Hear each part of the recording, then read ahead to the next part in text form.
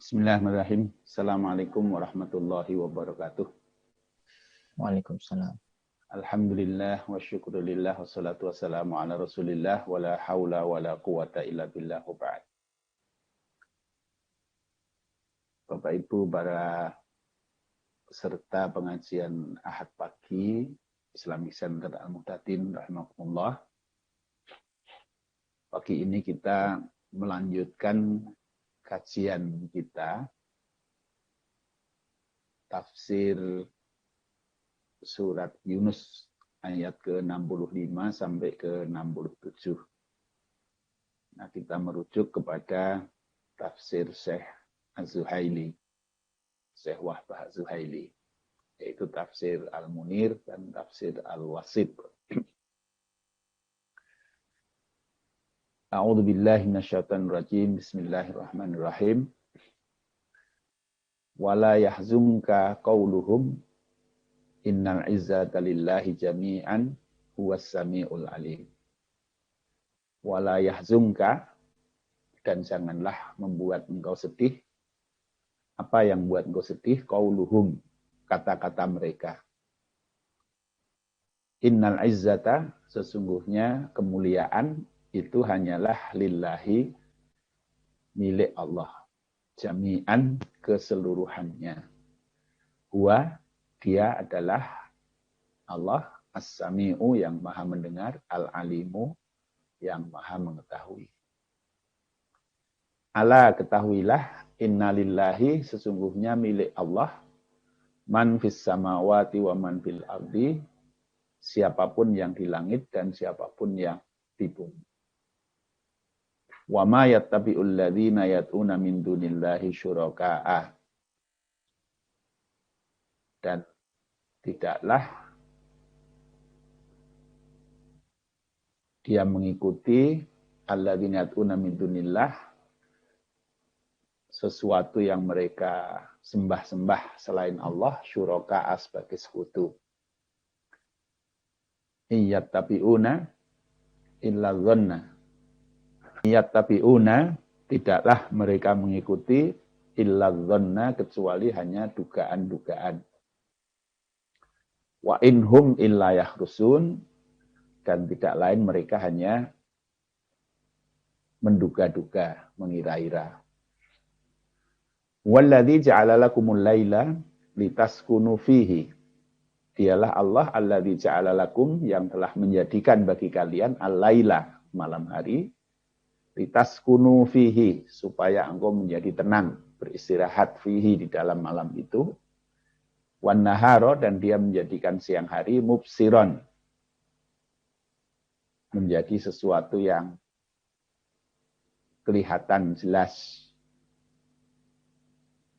Inna fi dzalika la ayatin, inna fi dzalika, sungguhnya di dalam hal tersebut, la ayatin, sungguh terdapat tanda-tanda kekuasaan Allah, di qaumin yasma'una, bagi kaum yang mau mendengarkan. Shadaqallahul adzim. Al-munasabah, kesesuaian konteks ayat ini dengan topik-topik sebelumnya. Ba'da'an awradallahu ta'ala anwa'a syubuhatil musyrikin fi hadhihi surah. Jadi setelah Allah SWT menyampaikan berbagai jenis syubhat orang-orang musyrik, kesalahan berpikir orang-orang musyrik di dalam surat ini, wa ajaba anha, dan kemudian Allah menjawab terhadap syubhat itu. Zakara annahum adalu ila tariqin akhar.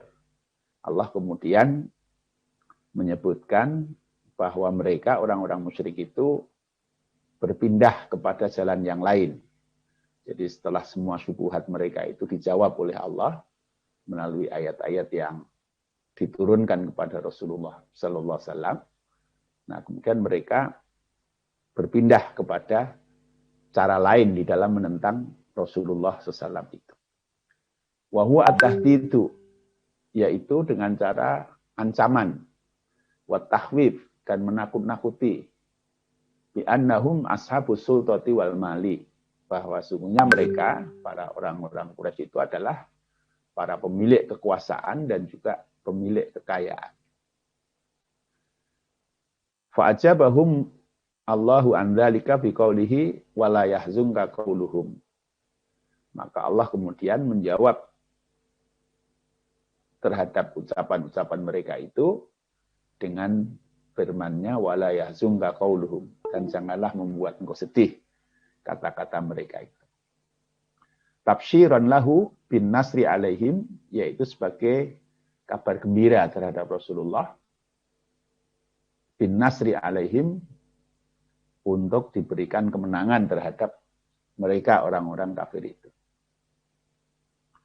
Kama annahu ta'ala mahata lidzalika fi bayani sifatil auliya wa bisyaratihim fil ayatil mutaqaddimati, sebagaimana Allah SWT telah memulai janji-janji tafsirnya itu di dalam ayat sebelumnya, yaitu dengan menyampaikan, menjelaskan tentang sifatul auliya dan bisyarahnya, sifat-sifat para waliullah dan kabar gembira yang diberikan kepada mereka. Ima unilal waqti bin nasri wa alal a'da'i fi Makkah al-muftarina bi quwwatihim al-mukadzibina bi wa'dillahi.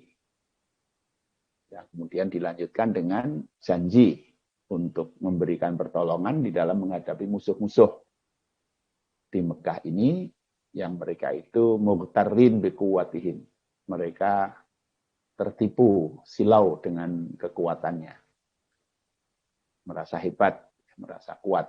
Al-mukadzibina bi wa'dillahi, yang mereka itu mendustakan janji-janji Allah. Jadi ini karakteristik dari orang-orang Quraisy ini ya. Jadi pada awalnya mereka menentang kerasulan Rasulullah dengan berbagai alasan. Kemudian mempersoalkan Al-Quran. Memperdebatkan tentang Al-Quran itu.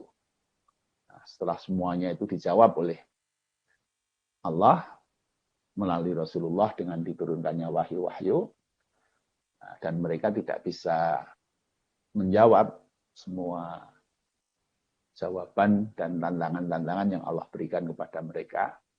Nah, mereka kemudian berpindah dengan memberikan ancaman-ancaman kepada Rasulullah Sallallahu Alaihi Wasallam. Jadi ini memang karakteristik orang-orang kafir itu begitu. Jadi pada awalnya mungkin mereka akan mencoba berdialog secara logika-logika, menggunakan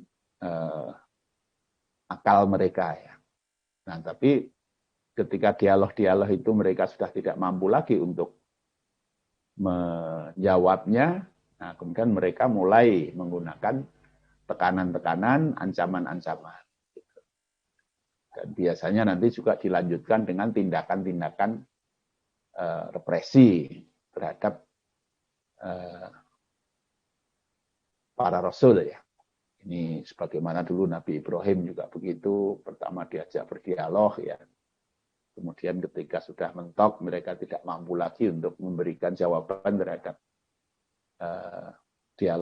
dalam dialog itu, nah mereka kemudian menggunakan bahasa-bahasa kekuasaan. Nah ini terjadi pada setiap zaman. Fir'aun juga begitu. Nah dan saya kira memang itu karakteristik dari orang-orang yang kufur terhadap Allah dan Rasulnya.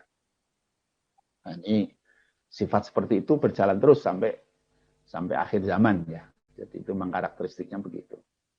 Jadi kekuasaan yang menentang ayat-ayat Allah, menentang kebenaran dari apa-apa yang disampaikan oleh Rasul, nah, biasanya mereka akan mendebat dulu ajaran-ajarannya. Nah, kalau sudah tidak bisa lagi mengatasi perdebatannya, ya mereka akan menggunakan bahasa-bahasa kekuasaan. Nah, ini juga demikian Rasulullah mengalami hal yang sama. At-tafsir wal bayan. Wala yahzunka qauluhum innal izzata lillahi jami'a was samiul alim. Wala yahzunka ayyuhar rasul qaula haula'il musyrikin lasta mursala wa ghairahu min isyraqin wa takdzibin wa tahdidin bi annahum ashabul quwwati wal mal. Jangan engkau ya Rasulullah, wahai Rasul, itu dibuat sedih, takut, khawatir dengan ucapan-ucapan orang-orang musyrik itu, misalnya engkau ini bukan seorang Rasul dan lain-lain, yang berupa penyekutuan terhadap Allah, pendustaan, bahkan ancaman bahwa mereka ini adalah ashabul quwwati wal mal, orang yang memiliki kekuatan dan memiliki kekayaan. Wasta'in billahi alaihim, dan mohonlah pertolongan kepada Allah untuk menghadapi mereka itu.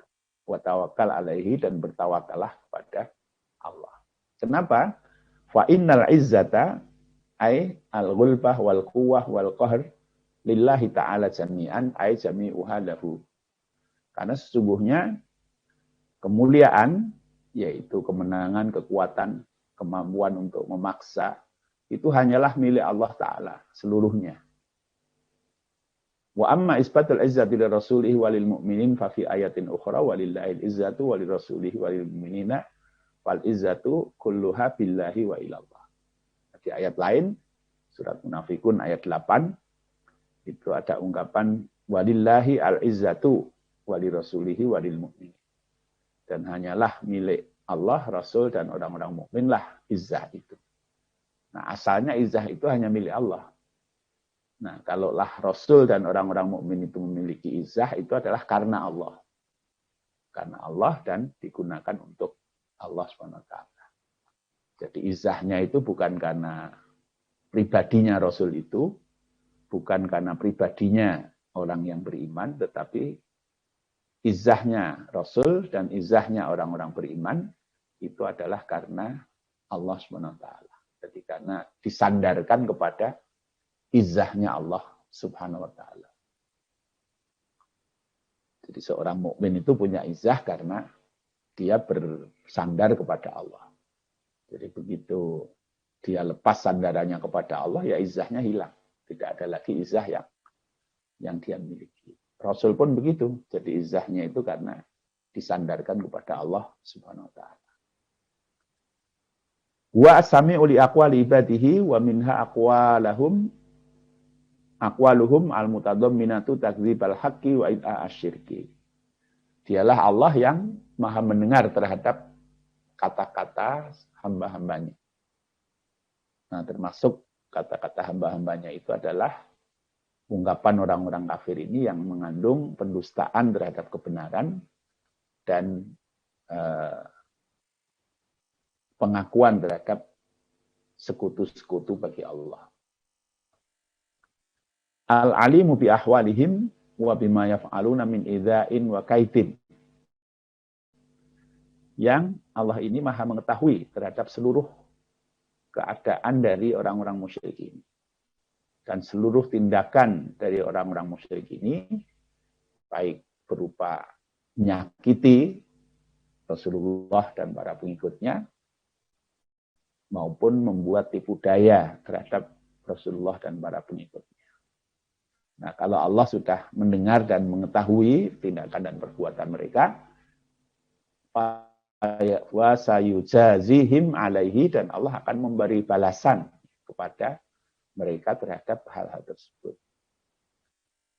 Fala ta'bah liqaulihim wa maqidatihim, maka janganlah kamu peduli terhadap ucapan-ucapan maupun tipu daya mereka.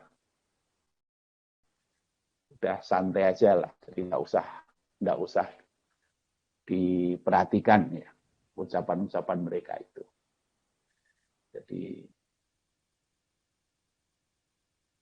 biarkan sajalah mereka mau mengucapkan apa.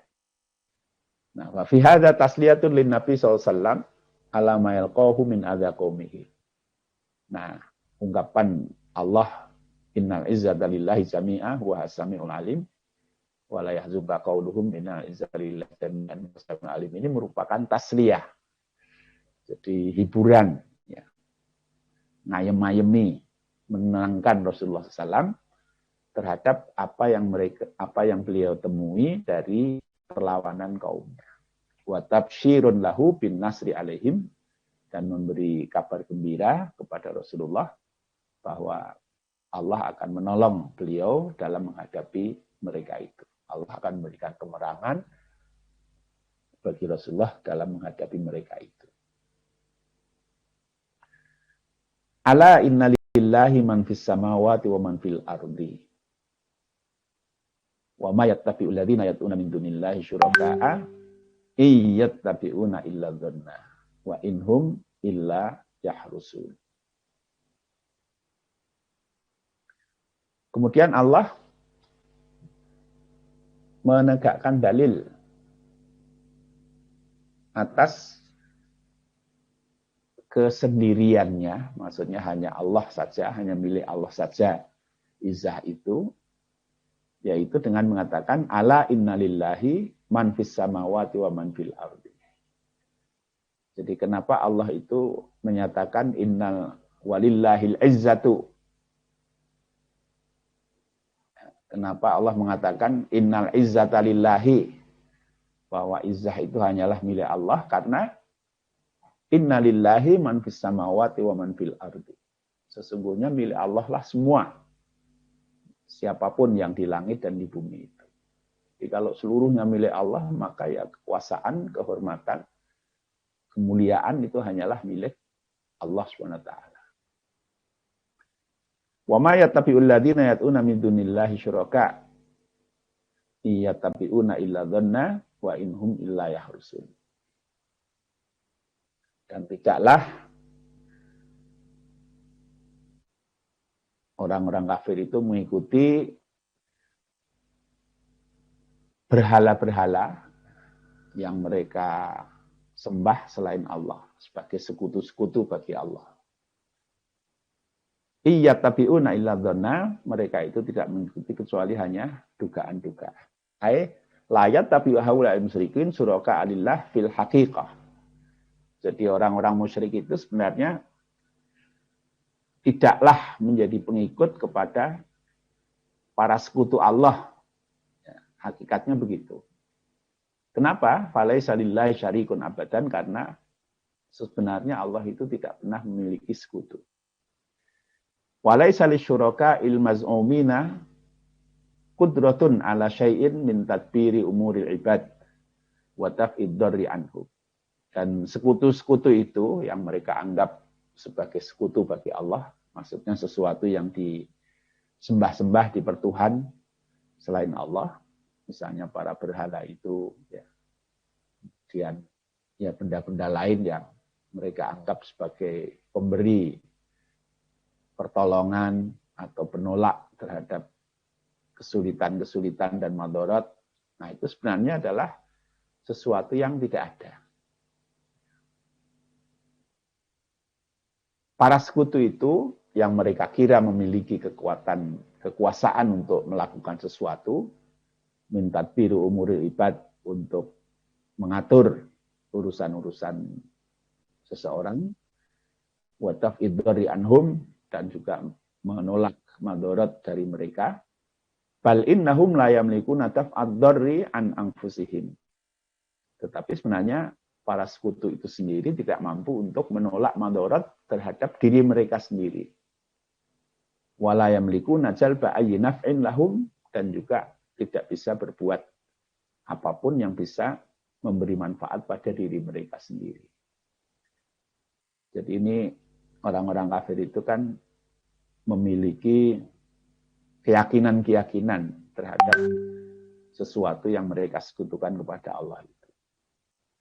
Ada Lata, Uzza, Manata, ya, itu yang besar-besar. Lata ini patung, ya. Kemudian Uzza ini pohon besar di suatu tempat. Kemudian Manata ini satu lokasi, satu tempat tertentu yang dikeramatkan.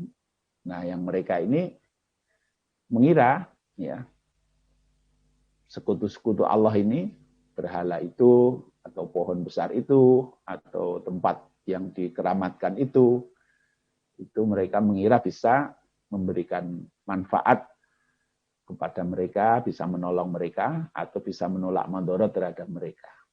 Nah, itu sebenarnya hanyalah sesuatu yang mereka kira-kira saja. Nah, bagaimana mungkin mereka bisa menolong yang lain kalau mereka pun menolong dirinya sendiri tidak bisa. Untuk memberi manfaat pada dirinya sendiri pun tidak bisa. Menolak mandorot dari dirinya sendiri juga tidak bisa. Nah, karena itu tidak mungkin mereka bisa memberikan pertolongan kepada yang lain. Nah, iyattabi'una illa dzanna. Jadi mereka itu hanya menduga, mereka itu hanya mengikuti, tidak lain mereka hanyalah mengikuti kecuali hanya dugaan-dugaan. Ai ma yattabi'ul musyrikuna fil haqiqah fi ma yaz'amuna illa dzannal fasita wal khata'al fadih. Jadi mereka itu tidaklah mengikuti kecuali hanya dugaan-dugaan yang salah dan kesalahan yang besar. Wa ma hum fi hadzal dhanni illa kadzibuna fi ma yunsibuna ilallah. Jadi mereka itu hanya mengikuti dugaan yang tidak benar terhadap apa yang dinisbahkan kepada Allah. Au haziruna muqaddiruna antakuna syuraka'a takdiran batilan. Atau mereka mengira-ira, menduga-duga, muqaddiruna, mereka itu ya memperkirakan antakuna syuraka'a, bahwa benda-benda itu adalah sekutu-sekutu dalam arti bersama dengan Allah bisa memberikan manfaat, menolak mandorot, takdiran batilan sebagai perkiraan yang salah. Jadi ini berhala-berhala yang mereka yakini, pohon-pohon besar atau tempat-tempat tertentu yang dikeramatkan, atau benda-benda tertentu yang dikeramatkan. Ya. Kalau yang 3 tadi besar, Lata, Uzza, Manata ini ya. Tapi yang lain-lain banyak ya, mereka punya itu banyak. Termasuk berhala-berhala yang kecil-kecil yang 300-an ada di sekitar Ka'bah itu. Termasuk benda-benda lain yang mereka juga percayai. Nah, ini seluruhnya hanyalah didasarkan kepada dugaan-dugaan yang salah. Nah, ini bentuk kemusyrikan mereka seperti itu. Iyattabi'una illa dzanna wa inhum illa yahrusun, dan tidak lain mereka itu hanyalah menduga-duga. Jadi tidak yakin dengan apa yang sebenarnya mereka percayai itu. Nah, ini perilaku kemusyrikan memang begitu ya. Jadi banyak sekali bentuk-bentuk benda-benda atau sesuatu yang diyakini seolah-olah itu bisa memberi manfaat atau menolak mandorot. Bisa yang berupa benda-benda yang besar ya. Ada mungkin gunung, ya. Mungkin ada laut, mungkin ada pohon besar, mungkin ada tempat-tempat tertentu. Nah, di tempat tertentu katanya ini mempermudah jodoh, di tempat yang lain katanya mempermudah rezeki, di tempat yang lain katanya benda lain bisa menolak mandorot, menolak bala. Ya. Nah, ini mungkin punya keris yang dianggap bisa memperlancar segala urusan. Oh, ini punya akik yang katanya bisa ini, bisa itu, dan sebagainya. Nah, ini adalah sesuatu yang mereka duga itu bisa memberikan manfaat atau menolak mandorot, sebagaimana hal tersebut hanya terjadi sebenarnya hanya pada Allah Subhanahu wa taala. Hanya disebut sebagai syuraka ya. Jadi sekutu-sekutu bagi Allah. Jadi sesuatu yang dianggap bisa memberikan mandorot, bisa menolak mandorot, bisa memberikan manfaat selain Allah Subhanahu wa taala. Nah, keyakinan orang-orang musyrik seperti itu hanyalah didasarkan kepada dugaan-dugaan yang tidak pernah bisa dibuktikan kebenarannya. Bahkan mungkin lebih mudah dibuktikan kesalahannya daripada dibuktikan kebenarannya. Nah, dulu Nabi Ibrahim alaihissalam, nah itu membatalkan atau menghancurkan asumsi-asumsi mereka tentang berhala-berhala yang dianggap bisa memberikan manfaat, menolak mandorot itu dengan cara yang ekstrim. Ya. Jadi setelah sekian banyak dialog beliau lakukan, kaumnya itu ternyata tidak membuka hatinya dengan dialog-dialog logika akal sehat itu. Nah, kemudian Nabi Ibrahim mengambil cara lain, yaitu beliau menghancurkan berhala-berhala yang mereka sembah-sembah itu kecuali satu yang paling besar. Ya. Nah, Nabi Ibrahim melakukan itu sebenarnya untuk membuat shock terapi terhadap cara berpikir mereka. Ya.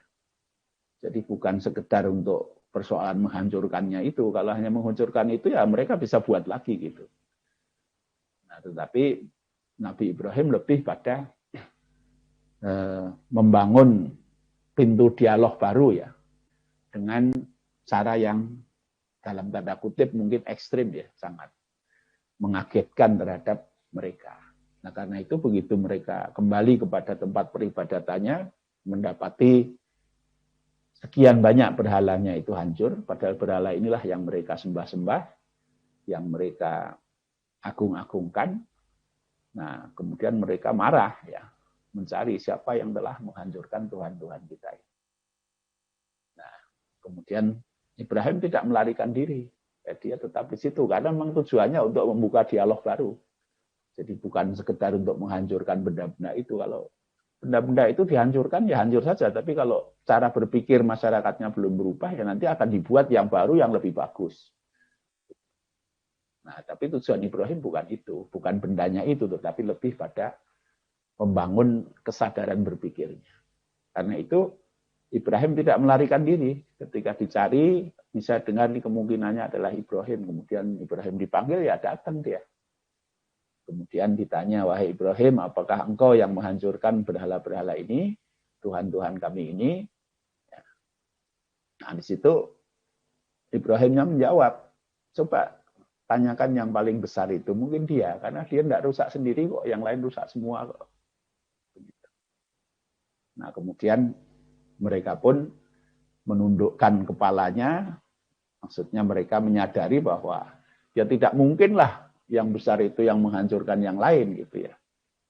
Nah, itulah yang ingin dicapai oleh Ibrahim, kesadaran mereka bahwa benda-benda itu tidak bisa memberi manfaat kepada yang lain, juga tidak bisa menolak madorot terhadap orang lain. Jangankan untuk memberi manfaat pada yang lain, menolak madorot terhadap yang lain, karena terhadap diri mereka sendiri saja mereka tidak mampu untuk melindungi dirinya. Dan juga yang besar ini juga tidak bisa menghancurkan, mereka tahu itu. Yang besar ini tidak bisa menghancurkan yang lain-lain itu. Ya. Nah, yang Tuhan yang mereka pertuhankan ternyata juga tidak mampu untuk melindungi diri mereka sendiri. Gitu. Nah, itulah yang ingin dicapai oleh Ibrahim itu. Nah, maka kemudian yang terjadi, mereka menyadari bahwa betul kata-kata Ibrahim itu. Jadi memang berhala-berhala itu tidak bisa melindungi dirinya sendiri, nah apalagi melindungi yang lain. Nah, tetapi tadi ya, ketika logika akal sehat ini sudah mentok, mereka tahu benar, tetapi kemudian terdapat kekufuran, kesombongan untuk mengakui kebenaran itu, maka yang muncul kemudian adalah bahasa kekuasaan. Ya. Maka kemudian rajanya itu mengatakan, tangkaplah Ibrahim dan bakarlah dia, wangsuru alihatakum, dan tolonglah Tuhan-Tuhan kalian itu. Jadi justru Tuhannya yang ditolong, bukan Tuhannya yang menolong. Ini menunjukkan bahwa sebenarnya yang mereka bertuhan itu adalah sesuatu yang tidak bisa memberi pertolongan pada yang lain, bahkan memberi pertolongan pada diri mereka sendiri pun itu tidak mampu. Nah, itulah dikatakan iyattabi'una illa dhanna wa inhum illa yahrusu. Fahadil jumal as-salas ba'da bayan istiqlalillahi bimulkiyati ma fis samawati wa ma fil ardi muakkadatun mutawaliyatun tuakkatu salba salahiyatil malaikati wal asnami wal masihi wa ghairihim an ittikhadhiha alihatan. Jadi 3 kalimat, yaitu ma yattabi'ul ladzina yad'una min dunillahi syuraka'a, kemudian iyattabi'una illa dzanna, kemudian inhum illa yahrusun. Ini adalah 3 kalimat yang menguatkan tentang ketidakbenaran menjadikan para malaikat, berhala-berhala, termasuk Nabi Isa dan lain-lain untuk dijadikan sebagai Tuhan-Tuhan.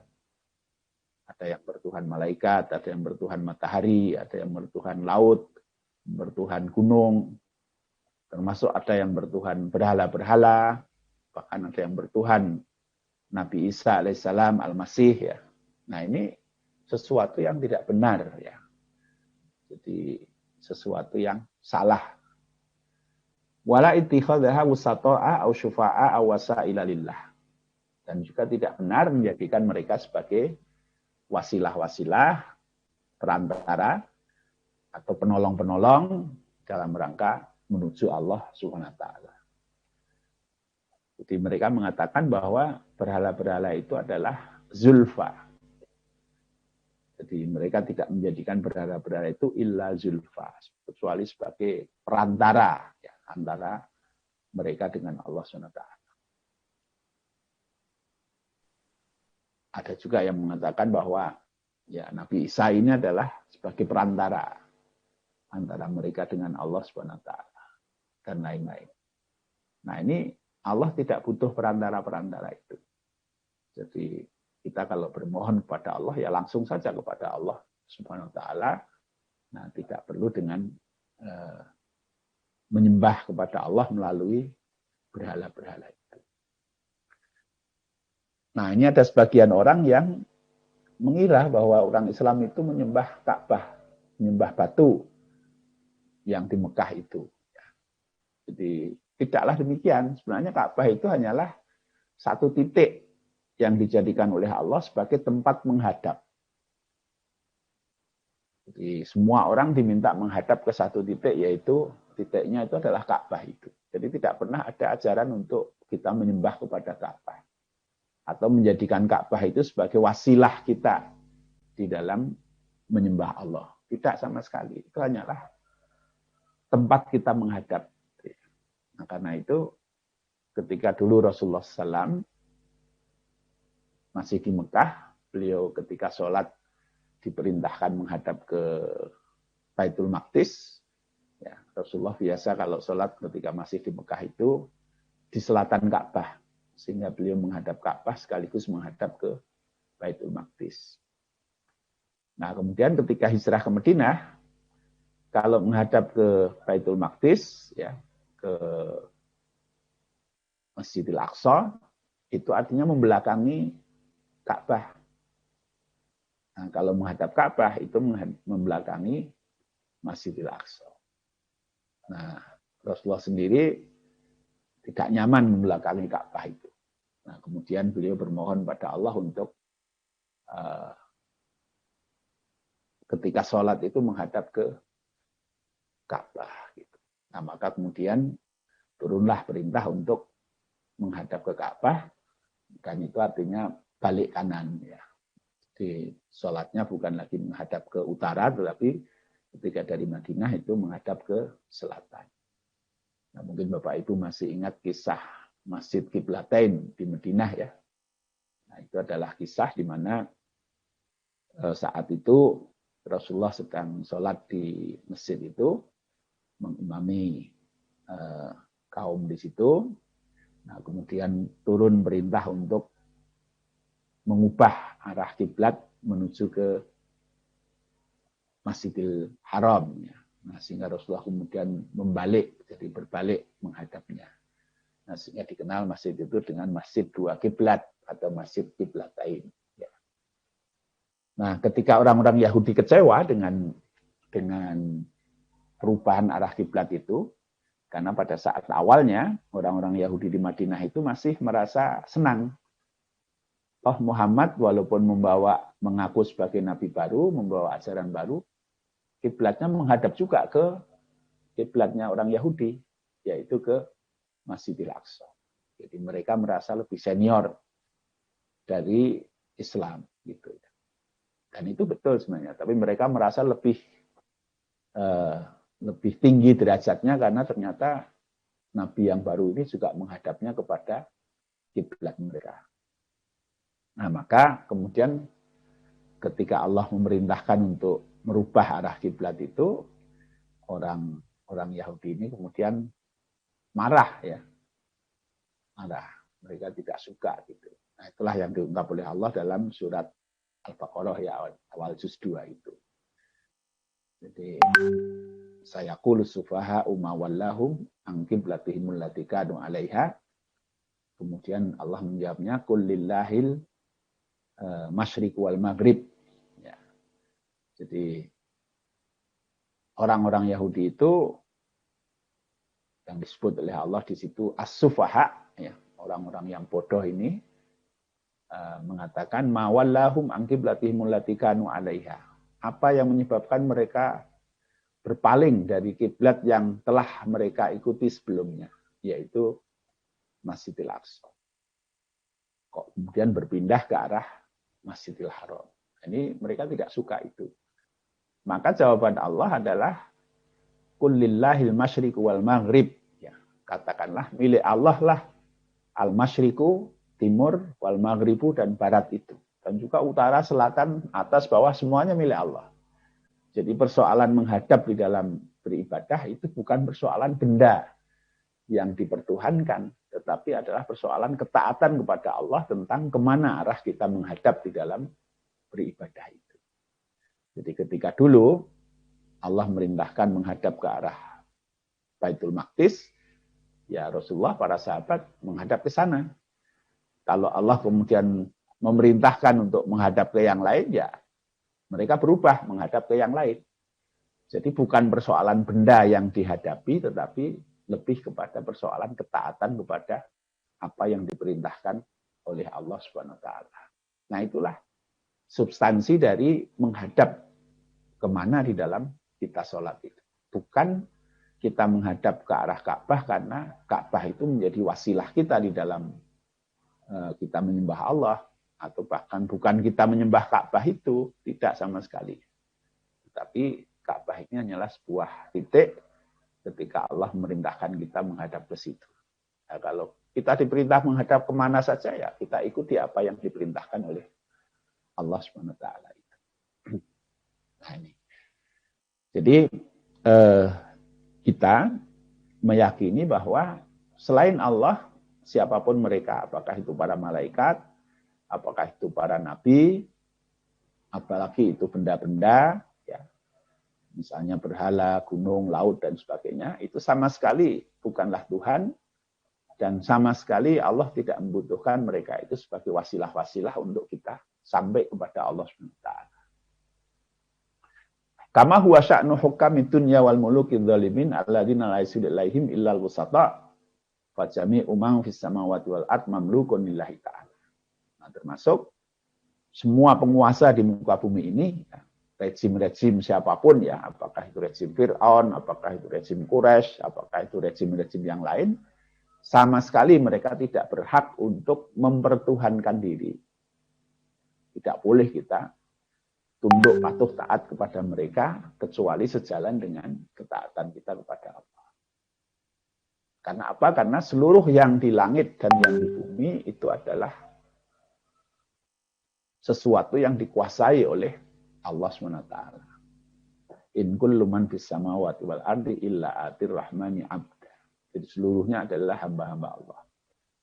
Jadi tidak boleh kita mempertuhankan siapapun dari mereka, apakah itu malaikat, apakah itu nabi, apakah itu penguasa, apakah itu benda-benda, karena seluruhnya itu adalah milik Allah dan kita hanyalah menjadi hamba bagi Allah Subhanahu wa taala. Wal mamluku la sya'na lahu amamal malik. Sesuatu yang dikuasai itu tidak ada artinya di hadapan penguasanya. Penguasanya adalah Allah. Nah, seluruh makhluk di muka bumi ini, mulai dari malaikat, nabi-nabi, penguasa-penguasa, benda-benda, itu seluruhnya adalah di bawah kekuasaan Allah. Nah, sehingga kita tidak boleh menyembah kepada sesuatu yang di bawah kekuasaan Allah itu. Kita hanyalah menyembah kepada Allah Subhanahu wa taala.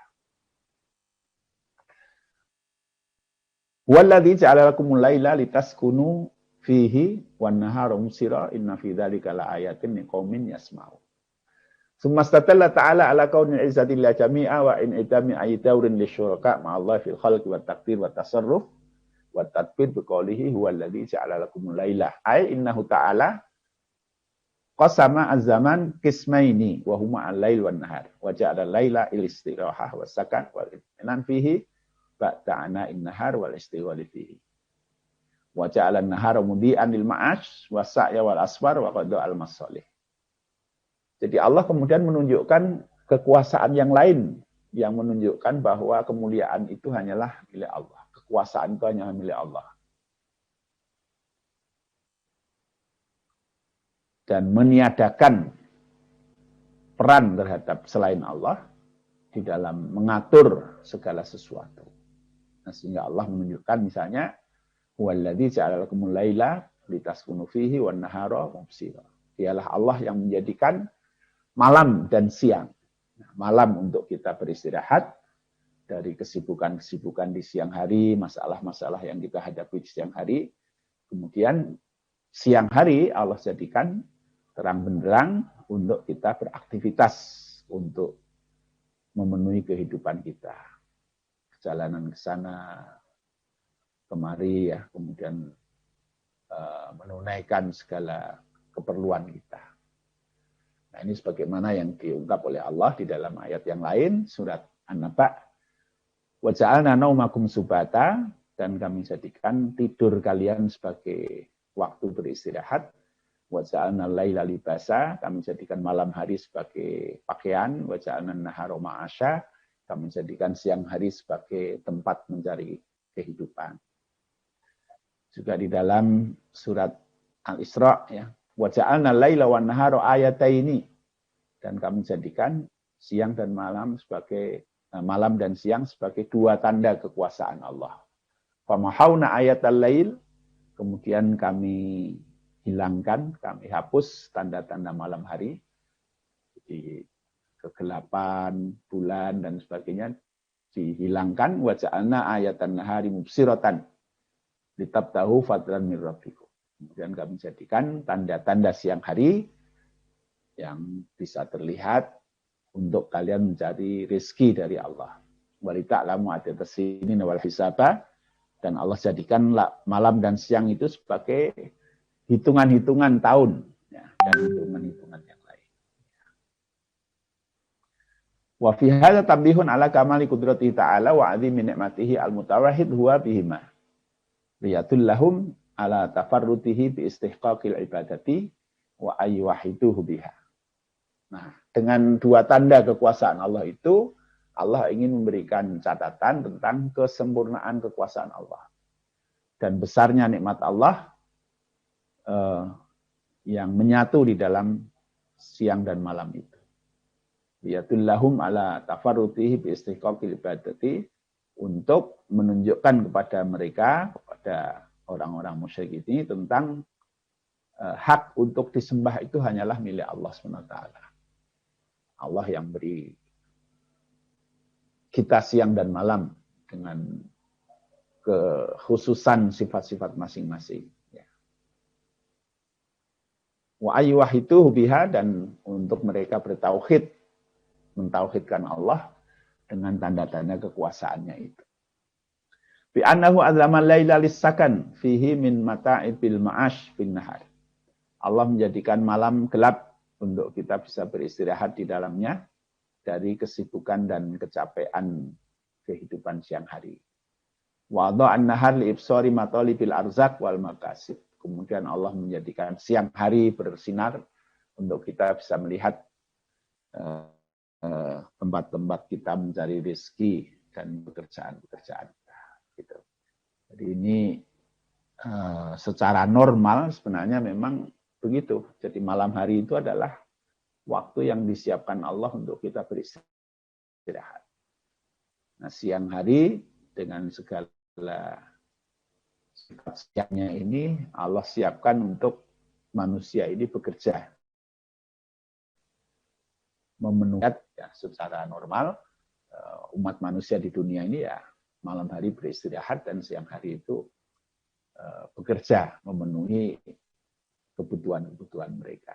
Nah ini memang bagian dari sunatullah ya. Jadi sunatullahnya begitu, Allah menyatakannya seperti itu, malam hari dijadikan sebagai libasan, kemudian siang hari sebagai ma'asya. Dan ini mayoritas umat di dunia itu mengikuti sunatullah. Ya, kalaulah ada yang di luar itu sesuatu yang sebenarnya tidak normal. Ya. Jadi misalnya ada orang yang bekerjanya hanya malam hari saja, atau siang hari tidur. Nah, itu sebenarnya menyimpang dari sunatullah. Tapi dalam kondisi-kondisi tertentu itu diperlukan. Ya. Bukan sesuatu yang bersifat general. Nah, inna fi dzalika laayatin. Nah, sesungguhnya di dalam menciptakan malam dan siang dan saling bergantinya malam dan siang itu merupakan sebuah bukti yang nyata ilah yang satu-satunya ilah yang harus kita sembah dengan benar itu hanyalah pencipta malam dan siang ini.